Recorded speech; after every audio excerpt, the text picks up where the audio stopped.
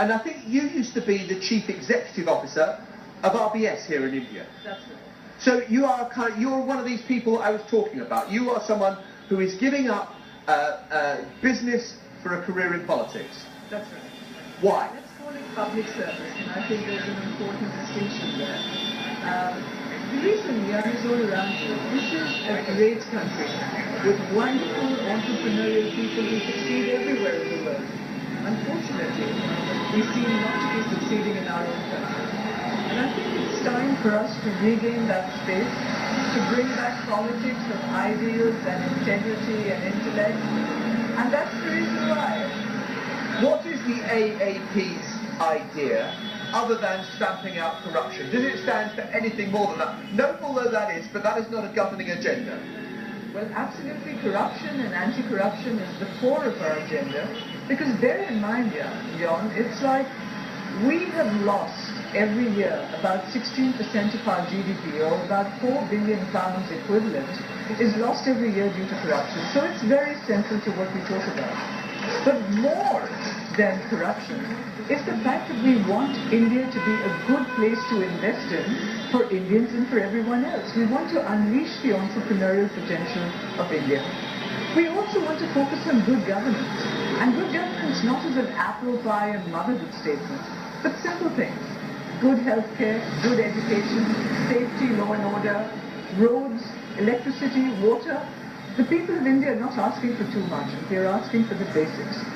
And that is something that we absolutely stand for.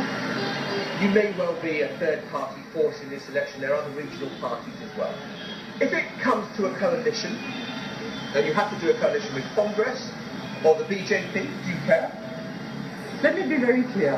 We are not a third force. We are the first force. We are the citizens' force in this country. For a long time, the people in this country have had a choice between a B team and a C team. Now they have the choice of an A team. But to answer your question, we are not going to support either the Congress or the BJP, and we're not going to seek support from either of them. But what we will do is we will stand, if we are not in power, if we are the opposition, we will be a constructive opposition, and we have a very clear manifesto. So if called on to vote, we will vote on issues which are good for the country as described in our manifesto.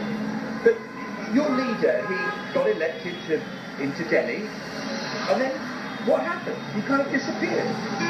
Well, actually he hasn't disappeared. He's going to give Mr. Modi a real run for his money in Benares, and I hope you're going to cover that and then that election. Safety situation. Absolutely, he's standing there, so you know he's not shy of taking on a big challenge, and that's in our view he actually stands a very, very good chance of beating Mr. Modi.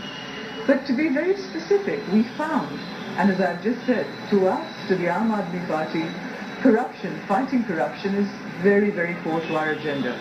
And when it became clear to Arvind that the BJP and the Congress were ganging up to prevent the tabling of the Jan Lokpal bill, which is very, very high on our agenda, he said, look, I haven't come here to grab the position of the Chief Minister's chair.